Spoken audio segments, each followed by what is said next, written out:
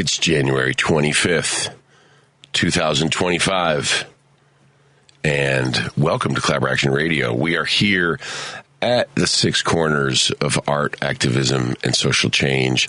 Thank you for joining us on WCPT 820 AM, Chicago's progressive talk radio. And in the very near future, you'll be able to hear us on Apple Podcasts, Spotify, YouTube, and everywhere else you get your digital content. I am Anthony Mosley, and I'm the Artistic Director of Collaboraction, and we are a nearly 29-year-old nonprofit multimedia company. We're 28, but we'll be turning 29 in February, which is exciting because that is the beginning of our second Saturn year. Saturn returns. It takes 29 years for Saturn to make a full rotation in its position to the Earth. And if you don't know about Saturn returns, look it up. It's really cool. I'm not going to talk about it right now because we have a lot to cover as we continue on with our mission to build knowledge, empathy, dialogue, and action around inequity. And we do that through theater and film, radio, events that leverage the power of storytelling and community to cultivate positive social change. Collaboration Radio is sponsored by the Joseph and Bessie Feinberg Foundation. Today's episode of Collaboration is sponsored by Vitamin D. Vitamin D. If you live in Chicago, you live in the if you live north of St. Louis, I think actually it's considered the vitamin D, lack of vitamin D belt. So get yourself some vitamin D. And if you're in your 20s and your 30s and you're like, one day it'll catch up with you.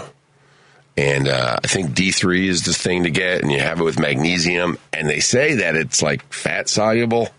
So, like, you should eat fatty foods when you have vitamin D. Don't blame me, but get your vitamin D. We're also sponsored by AV Chicago, Chicago's leading provider of AV production and event management services. Congratulations, AV Chicago. They just had a groundbreaking event for their new space in Maywood at 50 Washington. They purchased the old Armory building in Maywood. And they're going to be turning it into a not just a warehouse of gear, but they're also going to be opening an event space there. They're going to be bringing jobs to Maywood and internships.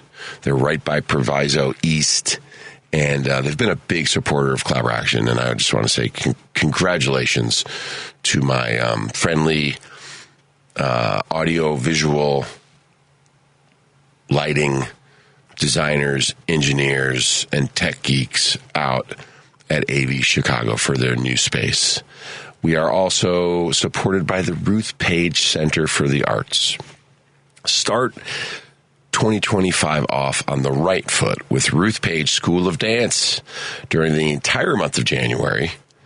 That means you have about a week left. The Ruth Page School of Dance at Ruth Page Center for the Arts at 1016 North Dearborn is offering free trial classes for new students in their adult, youth, and pre-dance programs. What's pre-dance, you ask?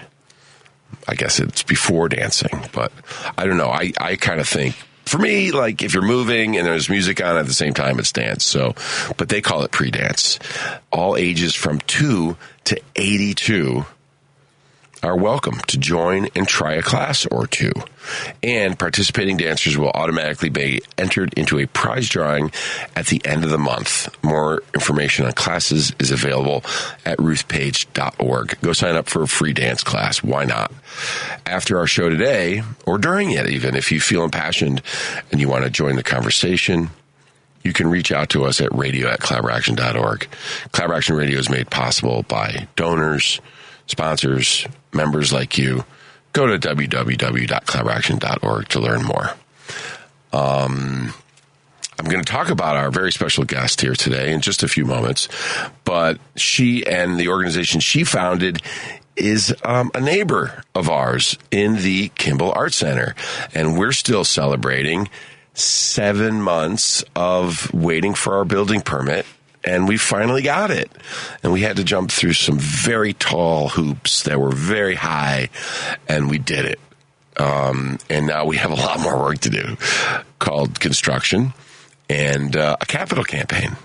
But we're still just happy that we got that paperwork. So I want to thank the Department of Buildings for stamping that paperwork and helping us with our process. We can't wait for our final inspection. And if you're listening right now and you work for the Department of Buildings, I just hope you're having a great weekend.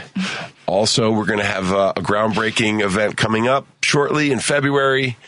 And we are prepping some really awesome Black History Month programming here on the radio show.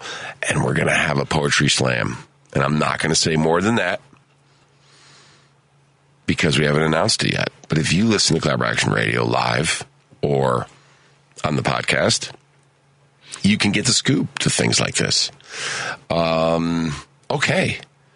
On this, our 71st episode of Collaboration Radio, I'm talking with Maya Bird Murphy. Maya is a designer, educator, and the founder of Mobile Makers, an award-winning nonprofit organization bringing design and skill-building workshops to unrepresented communities. Maya believes that the design field must expand to include more people and perspectives through teaching and community engagement. And she hopes to make her mark by helping make the world a more equitable place to live. She was selected by Theaster Gates and the Prada Group as an Experimental Design Lab awardee, featured as one of the 50 people who shaped Chicago in New City Magazine, and was selected as a 2024 United States Artist Fellow. Our neighbor in the Kimball Art Center. Welcome to Collaboration Radio, Maya Bird Murphy. Thank you so much. Yay! Thanks for having me. This is our first conversation. I know. Archived. And, you know, in 20 or 30 years, our future ancestors can look back and listen to this conversation. Yep. And thank you so much for coming up here to the Northwest Side to join me here at WCPT. Of course. You know, I love what you're doing because it's very meta. You're a designer who's actually designing the field. Mm-hmm. In a way, yeah. In a way, right? You saw something you wanted to change or solve in the actual field itself. And we're going to get to that. And we're going to talk about a lot of other things. But how did you become a field designer in the field of design? You know, we like to look at artists and activists as superheroes. And, you know, when did young Maya start to show signs of not just being a builder and a designer, but someone who would actually, you know, take on designing the design industry itself? Where did you grow up and what were your early influences? Yeah, so I grew up in Oak Park. I actually live there now again. But I have lived most of my life in Oak Park. And of course, what's special about Oak Park is that we have a lot of Frank Lloyd Wright buildings. And so it was basically impossible to escape architecture when I was growing up. And so I know, like, subconsciously, you know, I was drinking in design, you know, even when I was like a small child and didn't really understand what it was. But that also meant that, you know, we had little programs we could go to for kids. And we were just constantly, you know, talking about architecture. And I thought it was so crazy, especially as a teenager, that we would see these like hordes of people coming to Oak Park to do these Frank Lloyd Wright tours, because of course we see these buildings all the time. So we were kind of like just desensitized in a way. But then of course, you know, I got older and I knew that I really loved being creative. Like, I loved doing art. I loved drawing. And, you know, I didn't really know that I was going to go into architecture specifically until I was in high school. And I think the activism part was kind of also brewing really young. My parents are both lawyers, but they both do like public interest work. And so that was constantly talked about in our household. And where did they grow up? My dad is from around here and my mom grew up in Iowa. But they made it their lives work to, think about other people and helping other people. And so. Did they meet as lawyers or pre-law or? In law school. Yeah. Oh, where in law school? In DC.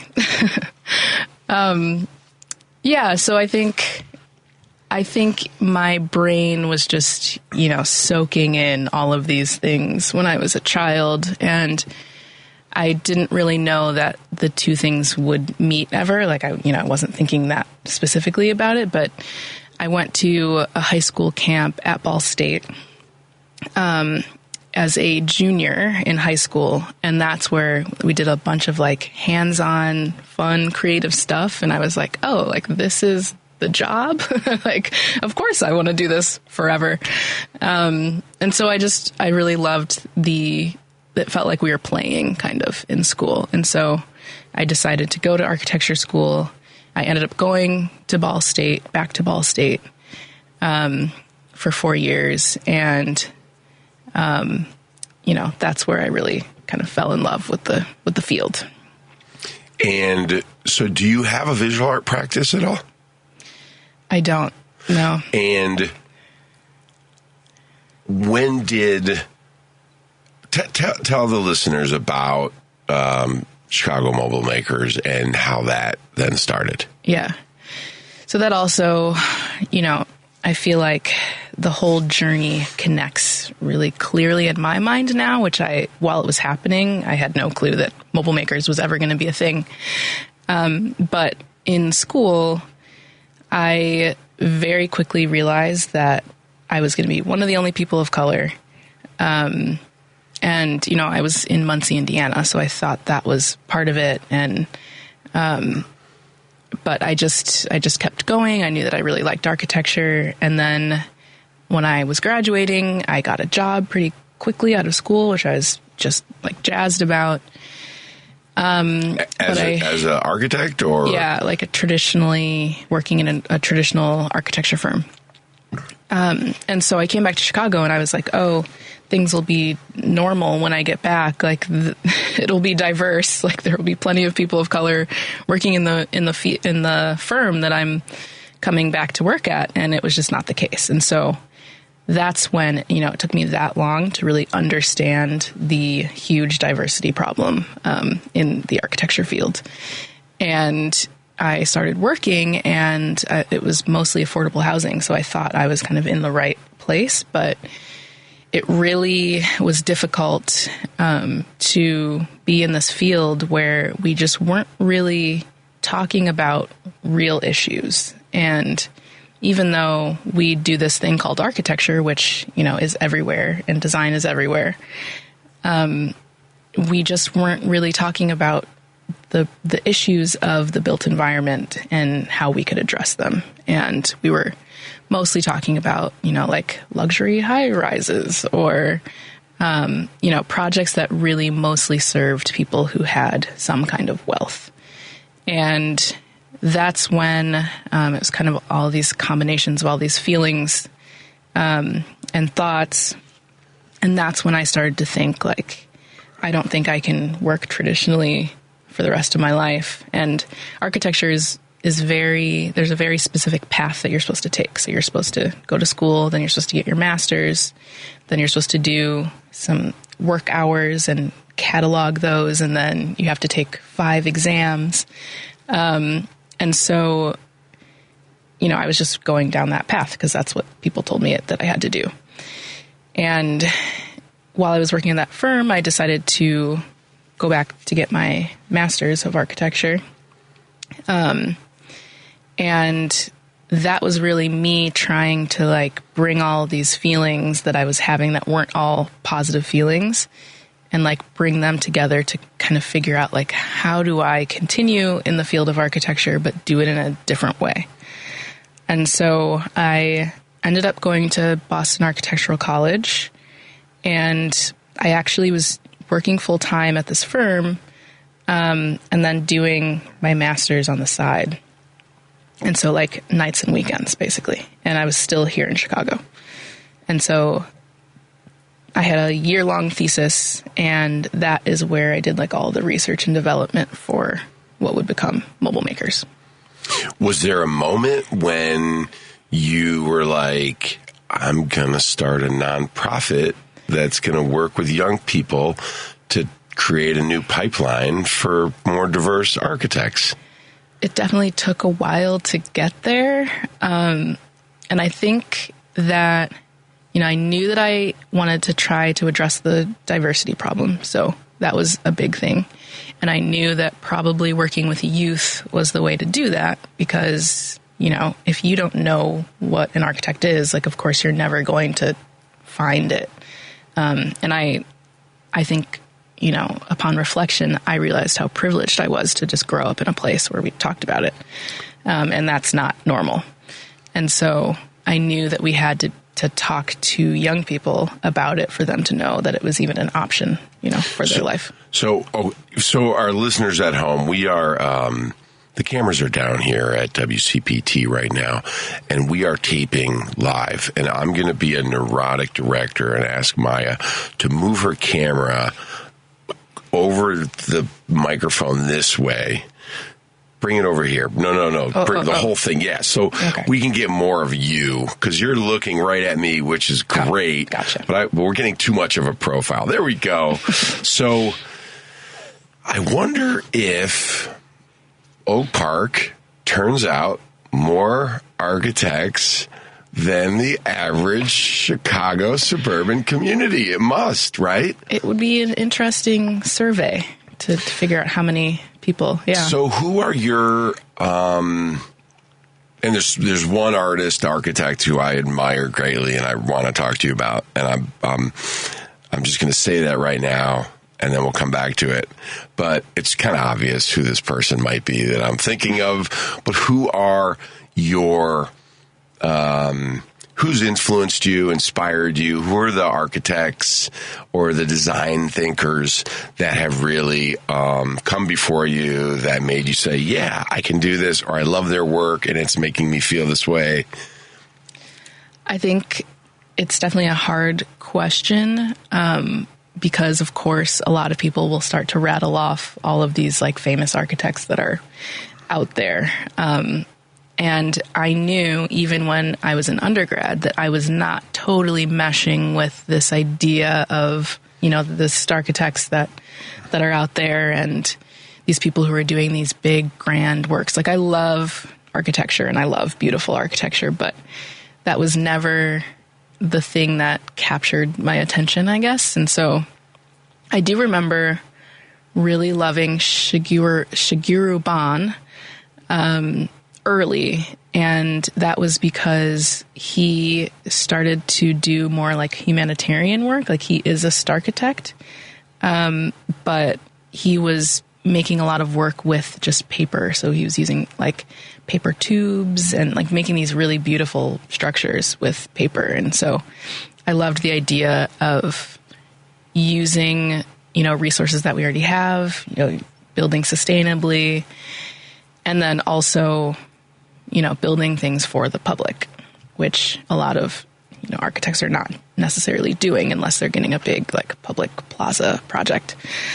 And then I think that led to, when I was starting Mobile Makers, I started to look to local, young, mostly women who kind of branched out on their own and were completely reinventing architecture like for themselves. And so I think the two people that come to mind first that I was really, in awe of, Emily Pillatin, who is actually in California now, but she went to SAIC.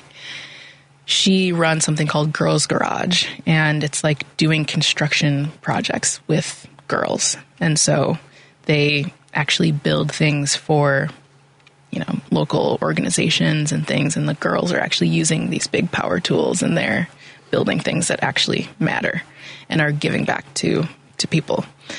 And then someone here, Catherine Dernstadt, who runs Latent Design, she was one of the first people that I, needed to get in touch with.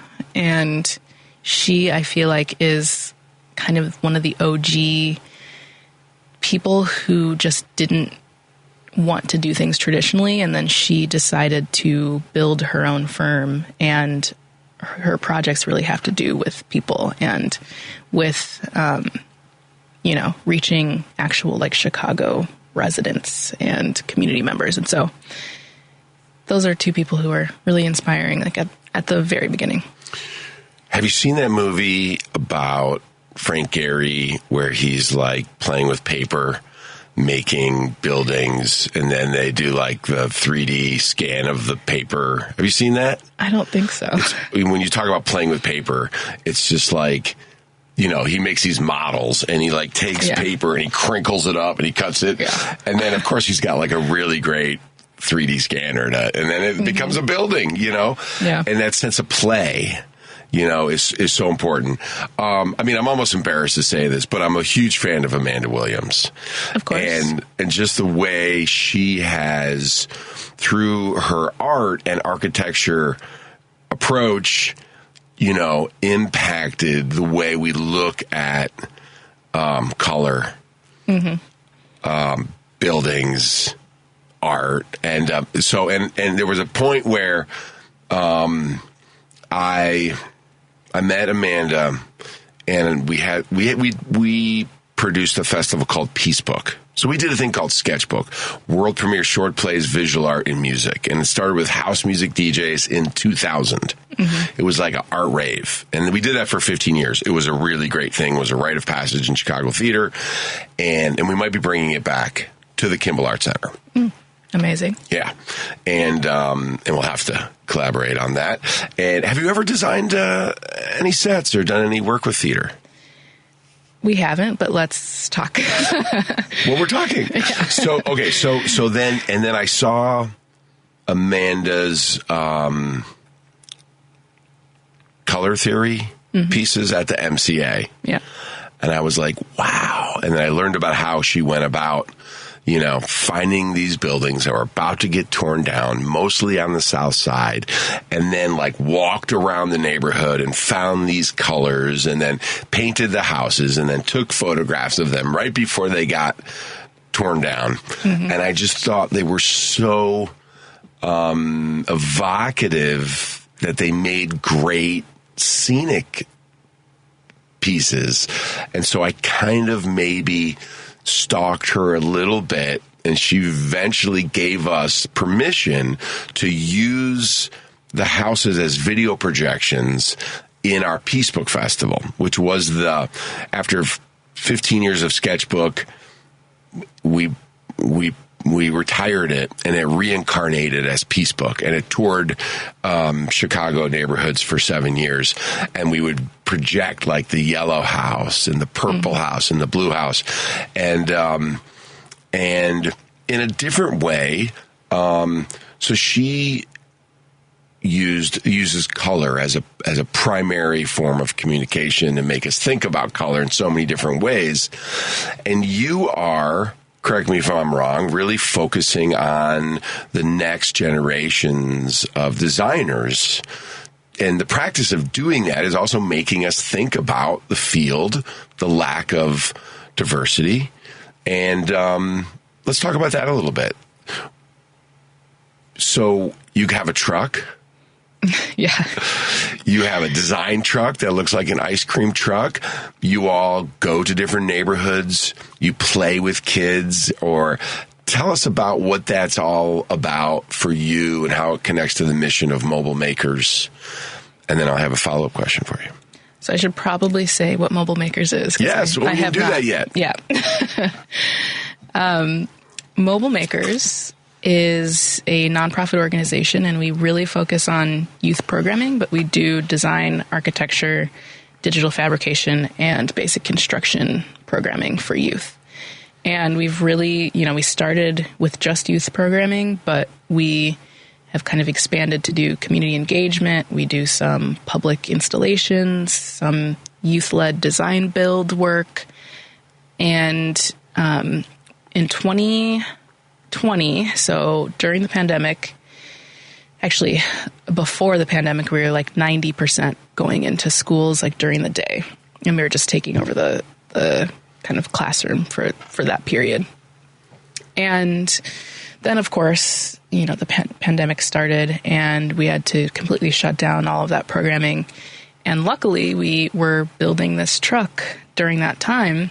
And so summer of 2020, we unveiled our truck, which is it's a old USPS delivery van that we converted into like a mobile design studio. And so we pack our mobile makerspace with a bunch of activities, and we drive it around to different neighborhoods and do little pop-ups. And like, as you said, we like to just play.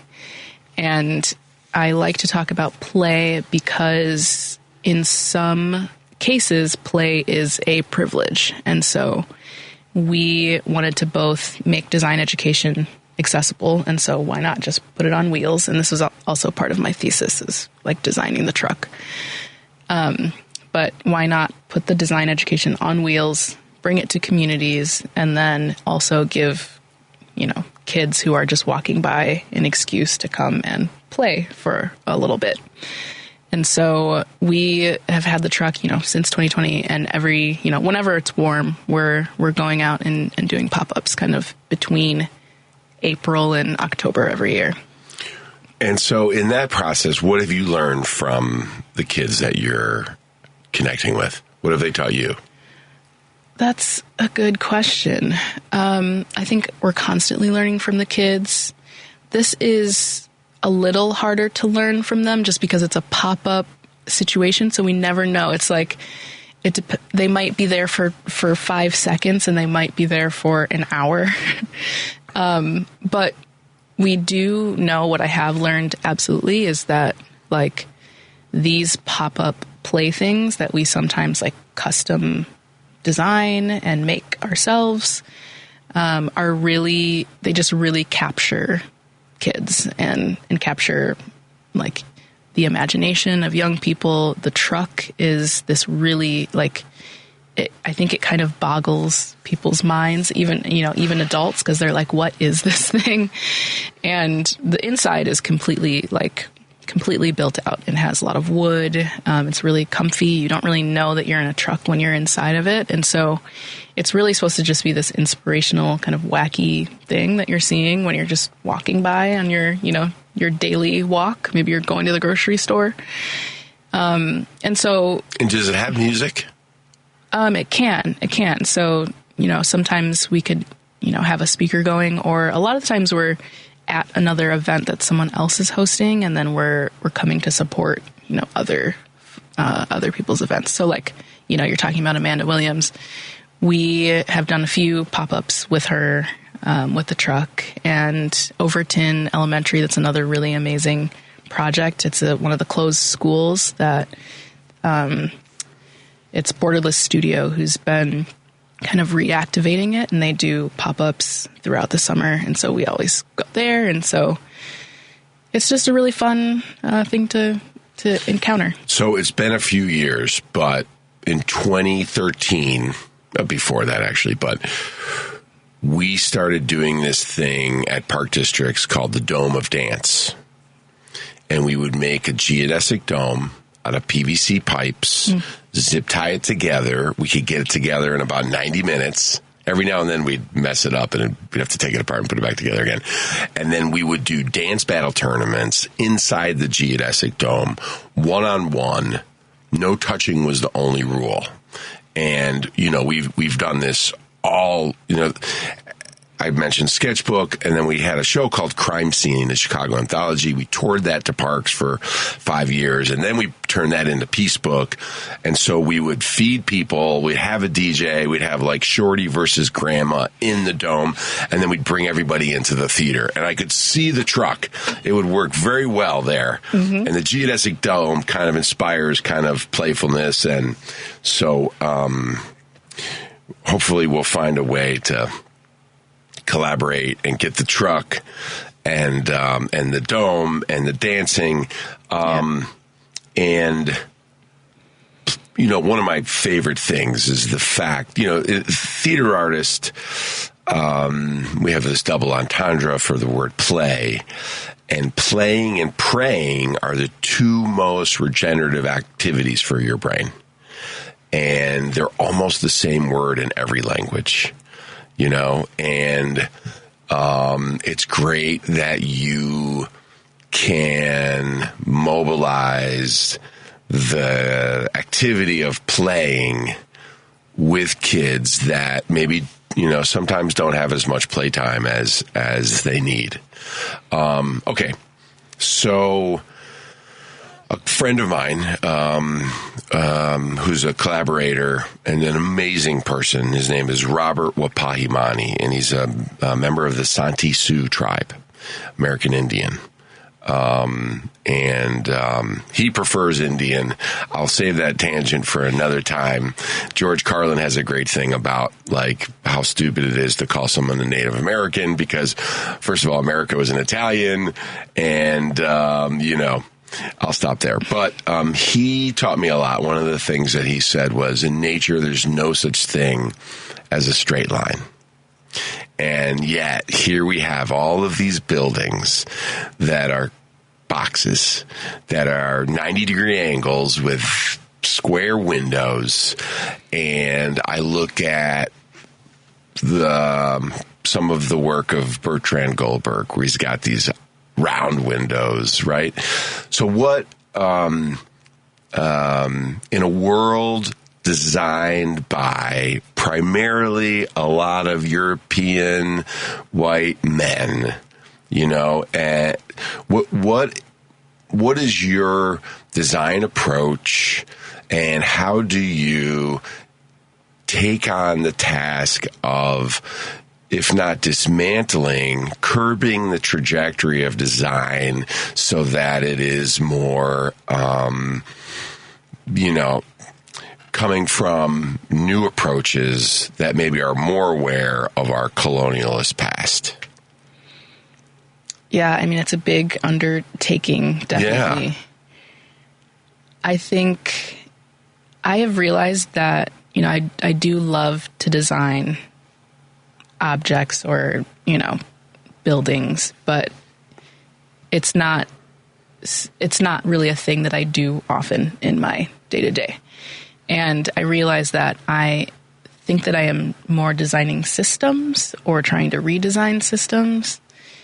And Mobile Makers for me the first step is just addressing the issue. And even, in 2017, when I was starting this, people weren't really talking about design in communities. They weren't talking about, democratizing design. It was not something that anyone really, seemed to care about. And so, of course, after the murder of George Floyd, then that's when everybody, all of the firms, put out statements about how they were, that they love community work and that they're going to do better and that they're going to do all these DEI things. And so that was the conversation wasn't even being had until then. And so I think that it's a really hard struggle to, architecture has always been this high art, and it's been protected, and there's been a lot of gatekeeping, and only certain people are allowed to, be designers, be architects. And it's still kind of a ridiculous process to become an architect. I call myself an architectural designer because I haven't done those tests. And I can't call myself an architect until that's done. And people get very mad if you call yourself an architect before you actually officially are. And so I think the approach with Mobile Makers is trying to prove that we can have both capital A architecture conversations and, architecture discourse while including communities. And those two things can happen at the same time. And I think that we've seen now, starting with Invest Southwest, that has been, it's not a perfect thing, but we've seen so much more building on the south and west sides because of it. And, Brandon Johnson has kind of continued that, which is amazing to see. But I think the whole point of this is really to show that we can all be designers, and design affects all of us every day, 24/7. And it does not make sense that we all need to be designing to make sure that our world, works for all of us. And here we are in the beginning of the 47th president's term, and all of a sudden we're seeing this big rollback of DEI, and even Target Corporation just announced that, they've accomplished their DEI goals, and now they're moving on to a culture of belonging, which is great. We're calling our new space a house of belonging. We believe belonging, in the words of Gwendolyn Brooks, we are each other's business. We are each other's harvest. We belong to one another. But, we're entering this strange era of, I want to, if you don't know, this is something that's really interesting. It's not that important, but everyone's talking about DE&I. Okay. This is for the listeners. There's EDIA, equity, diversity, inclusion, and accessibility. And then there's DE&I. If you don't know the difference, DE&I is the corporate perspective of how to be profitable as a corporation by emphasizing diversity as your first priority. EDIA is prioritizing equity first, and that is usually what nonprofits and system change makers talk about. So if anybody ever says DEI, they're already letting you know that they are using it as a tool for profit. And so I learned that somewhere on my journey, and a lot of people don't know that. So I just want to say that on the airwaves. So as you talk about, if people even say they're getting rid of DEI, they're already tipping their hand that they're not in it for the right reason. They're trying to diversify their workforce so that they can appeal to more customers and be more profitable. But now people don't even want to do that anymore. They want to roll it back, and, just to see all of these white billionaires, at the inauguration, the tide doesn't actually go in and out. As Neil deGrasse Tyson taught me on TikTok, the earth is spinning, the water stays the same, and then the water gets pulled by the earth, and then gravity and all of that. But how are you feeling, here in January 25th, as a Black woman who's the founder and leader of a nonprofit? How are you doing? What is keeping you up at night? What's motivating you? How are you dealing with our political climate in this country? Yeah, that's a big question. I'm hanging in there. I think that right now I'm trying not to pre-stress. One of my friends just talked about this to me. I'm trying to not worry about what could possibly happen. We will react, I guess. Of course there is some getting prepared that happens, but I don't want to start worrying about things that I don't know how things will play out. I think what is the scariest is, arts funding. That's definitely not a priority for this administration. And so, of course, I'm just hoping that we don't have any bumps in the road with funding coming up. One of our funders is the National Endowment of the Arts. And so, who knows if they're going to exist. And So I think that's the most worrying thing, is just making sure that we can keep doing the work that we're doing. And we hope that, the foundations are just going to keep giving and not shut their doors. And so I think that's what's most worrying. But kind of to go back to the DEI and how companies are kind of reversing things. Like the architecture field is in a really weird space where there are these kind of mega firms forming, and they're doing, they have offices all over the world, and they, some are building like for-profit prisons, and there's just a really troubling way and like direction that I think our field is going.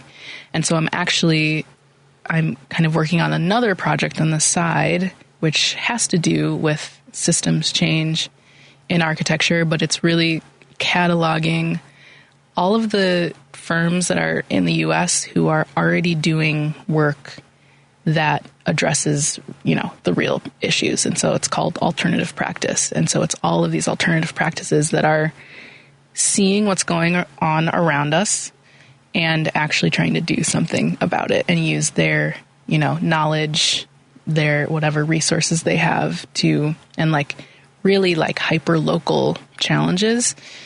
And they are already, out there doing the work. And there are a bunch of people doing this. And the issue is that, we're not necessarily talking to each other and sharing those resources, helping each other. And so, you think about something like the LA wildfires and, flooding, and all of these issues are architectural issues. And the traditional field is not interested in having those conversations. And so I am really hopeful and excited about these firms that are doing just amazing things, and, what we can accomplish together, no matter what is happening, with the administration or with traditional firms. Like, we kind of need to gain collective power and do that work ourselves. So if you're listening right now, hi, hello,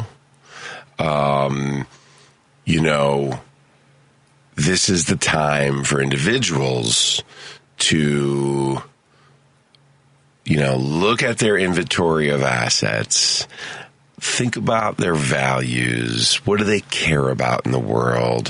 Who do they want to support? Who do they want to make sure is increasing their impact? And I always say, you can do two things. You can give money, time, or cupcakes. Find the organizations that you believe in, that speak to you intuitively, and give them money.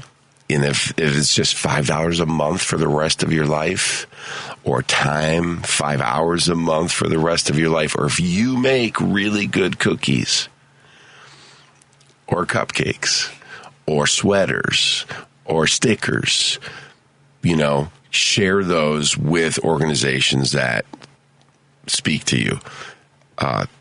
Chicago Mobile Makers is a nonprofit. This is a great time to support them. If what Maya's talking about is making you perk up and go, wow. I mean, I can see why you have had such a quick ascension in the field, because you are very simply and intelligently taking on system change. And that is, anybody can focus on their own ego, but when you're trying to, change the field and change the systems, there's not many people like you in the field. And so anyways, go to their website, follow them on social media, donate some cookies or some money, or some time. You have some cool stuff coming up. Yes. So something that I haven't mentioned this entire time is that we just went through our own very stressful construction process in the same building. And we have this brand new space. And so we are just super excited to, especially this next 4 years, to just keep bringing people together, keep doing positive and fun things together. And so we do youth programming for kids ages 8 to 18 year round. And so we're about to start winter programs next week. And then please look out for an announcement for spring programs and summer camp. And so those are coming soon. And then And what kind of programs are those? Is it just design, or are there different programs, or different types of programs? So design, architecture, digital fabrication, and construction. So we do some 3D printing. We have architecture programs where kids actually get to design or redesign an empty lot.